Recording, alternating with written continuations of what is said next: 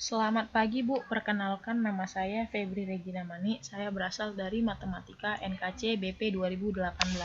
Pada kesempatan kali ini saya akan mencoba untuk mempresentasikan mengenai analisis regresi menggunakan aplikasi Minitab. Berikut adalah data yang saya dapatkan, yaitu data dari tabel B1 di mana dari Atlanta hingga Tampa Bay. Dan variabelnya adalah Y, X3, X4, X6, X7, dan X9. Langkah pertamanya adalah membuat matriks plot. Langkah-langkah yang dapat diterapkan adalah sebagai berikut, namun untuk lebih jelasnya akan saya jelaskan menggunakan gambar atau screenshot. Setelah kita menginput data ke dalam worksheet Minitab, semua data yang tadi dimasukkan ke dalam worksheet Minitab, kita klik menu grab. Dari menu grab kita pilih matrix plot. Kemudian akan muncul kotak dialog seperti berikut. Kemudian pilih simple yang di atas, lalu klik OK. Lalu akan muncul kotak dialog. Pada graph variables, sorot dari variabel Y hingga X9, kemudian klik select. Lalu setelah itu klik OK. Maka akan muncul matrix plot dari data tersebut yang seperti terlihat pada gambar ini. Interpretasi dari matriks plot ini adalah sebagai berikut. Dapat kita lihat dari baris 1, kolom kedua hingga kolom kelima. Pada kolom kedua terbentuk atau mendekati garis lurus. Pada garis ketiga juga mendekati garis lurus. Pada garis keempat tidak mendekati garis lurus.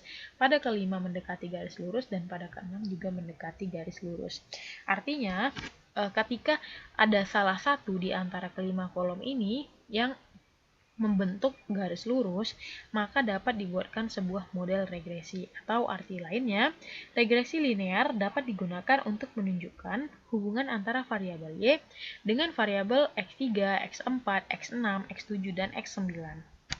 Setelah membuat matriks plot, langkah selanjutnya adalah membentuk model regresi.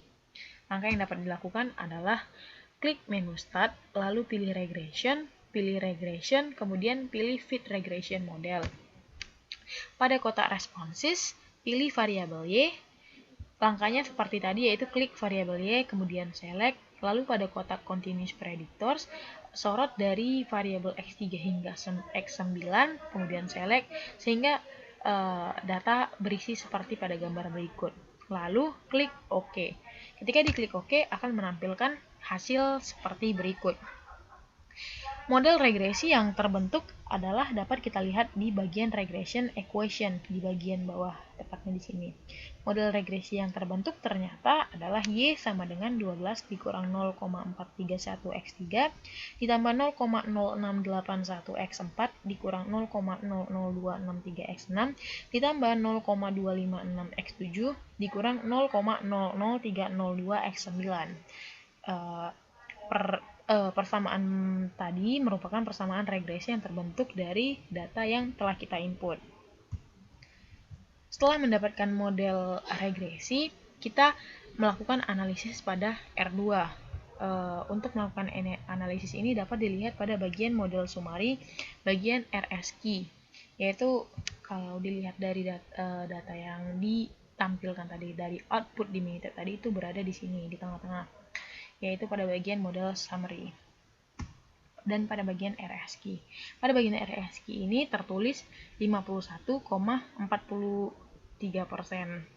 Artinya dalam model regresi linear tersebut terdapat 51,43% yang bisa variabel yang bisa dijelaskan oleh model tersebut. Atau dengan kata lain, sekitar 48,57% lainnya tidak dapat terdefinisikan atau tidak dapat diterangkan oleh model tersebut. Mungkin dikarenakan kegagalan dalam perhitungan dalam model atau alasan lainnya. Jadi sekitar 51,43% ini yang merepresentasikan variabel dalam model Y tersebut. Langkah selanjutnya adalah melakukan uji signifikansi model. di mana uji signifikansi model ini artinya melihat apakah ada pengaruh di antara variabel-variabel atau apakah variabel-variabel itu berpengaruh terhadap Y atau saling mempengaruhi. HO yang kita gunakan adalah B0 sama dengan B1 sama dengan B2 sama dengan B titik-titik sampai BK itu sama dengan 0 atau artinya tidak memiliki pengaruh. Sementara H1 yaitu B0 sampai BK itu tidak sama dengan 0 artinya variabel saling berpengaruh atau mempengaruhi. Untuk melihat hal tersebut itu dilihat dari bagian analysis of variance terkhusus di bagian p-value of regression. Nah, nilai p-value of regression dari model tersebut ternyata adalah 0,05. Artinya p-value-nya ternyata tidak 0. Maka dari itu kita akan menolak HO dan menerima H1. Artinya adalah atau interpretasi dari hal ini adalah yang pertama X3, X4, X6, X7, dan X9 secara bersama-sama mempengaruhi Y. Kemudian terdapat suatu hubungan linear antara respons Y dengan sebarang variabel regresor X3, X4, X6, X7, dan X9 dan yang terakhir adalah model layak digunakan.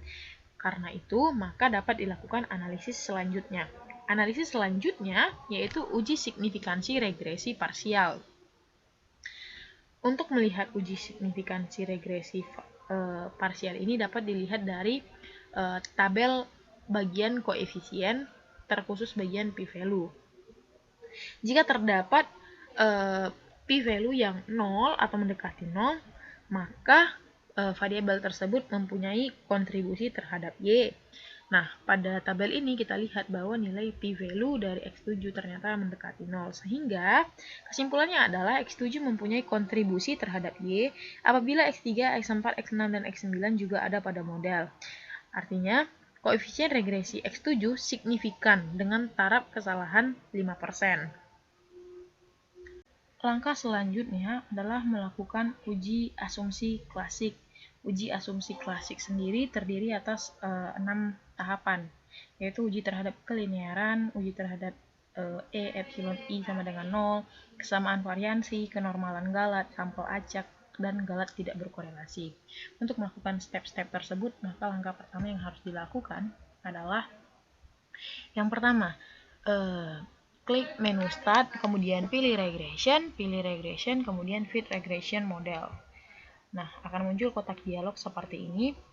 Yang sebelah kiri dahulu itu pada kotak responses seperti biasa input variabel Y, kemudian select, dan kotak continuous predictors input variabel X3, X4, X6, X7, X9, kemudian select.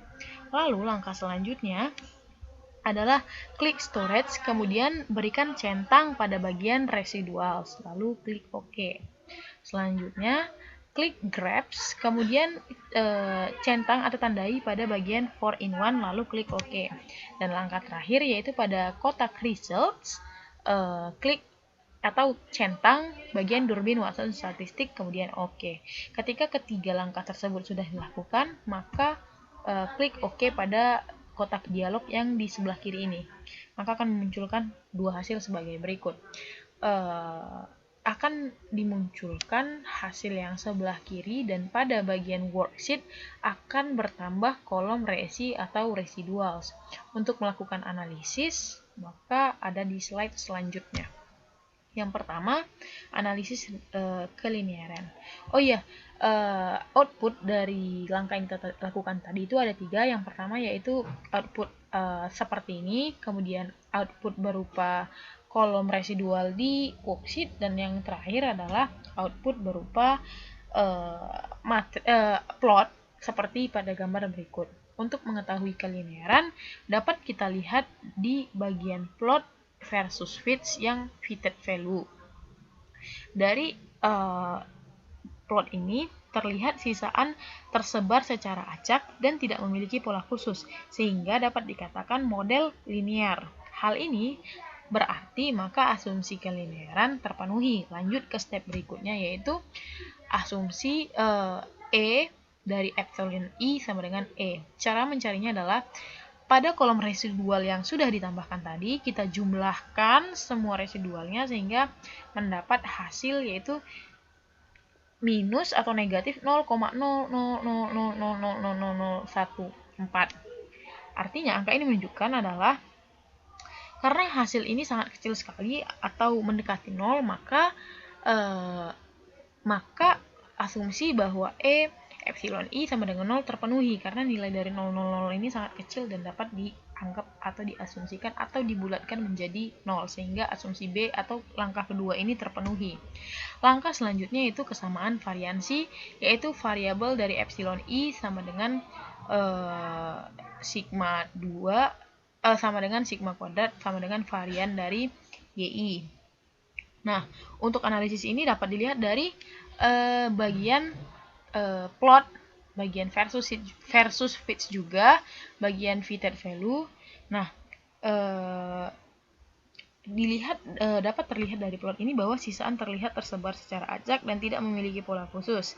Maka model dapat dikatakan linear sehingga asumsi kesamaan variansi terpenuhi. Kemudian untuk selanjutnya itu kenormalan galat. Untuk kenormalan galat dapat dilakukan langkah untuk melihat apakah galat tersebut sudah tersebar secara normal, dapat dilakukan langkah sebagai berikut. Yang pertama, klik Start, lalu klik Basic Statistic, kemudian Normality Test. Nah, pada kotak dialog, input variabel resi, kemudian select, lalu OK. Sehingga akan ditampilkan output berupa diagram atau plot sebagai berikut. Nah, untuk melihat atau menginterpretasikan datanya, yang kita lihat adalah p-value. P-value-nya ternyata adalah 0,512. Karena p-value-nya kurang dari 0,05, maka terima H0. Dalam hal ini, artinya galat berdistribusi normal. Langkah selanjutnya itu sampel acak. Apakah sampel tersebut acak atau tidak?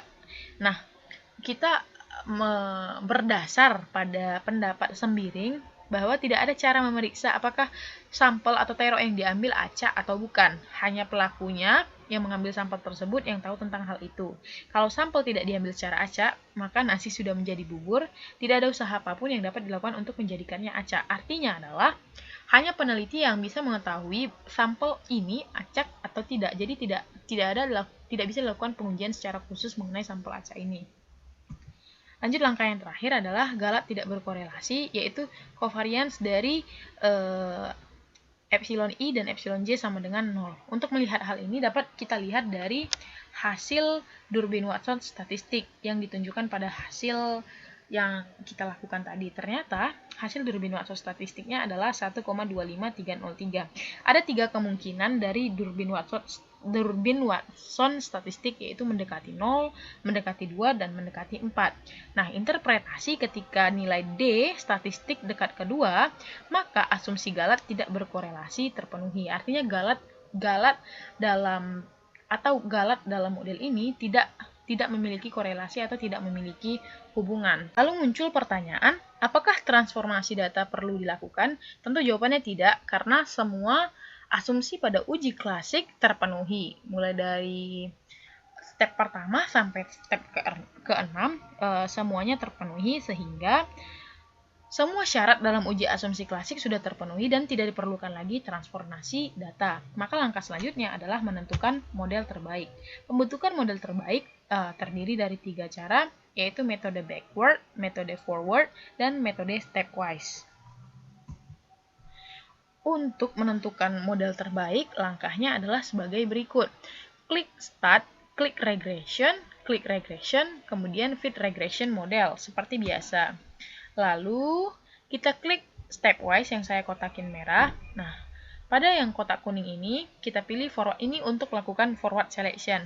Nah, ketika kita mengklik segitiga ini, maka akan muncul 4 pilihan, yaitu non-forward selection, backward elimination, sama stepwise. Nah, karena kita akan mencari model dalam bentuk forward selection, maka kita pilih forward selection.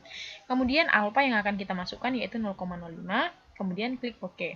Sehingga hasil output yang dihasilkan adalah sebagai berikut, di mana persamaan regresinya adalah Y sama dengan 11,4 dikurang 0,548 X3 ditambah 0,2656 X7. Lanjut yaitu metode backward. Langkah awalnya sama seperti melakukan langkah awal pada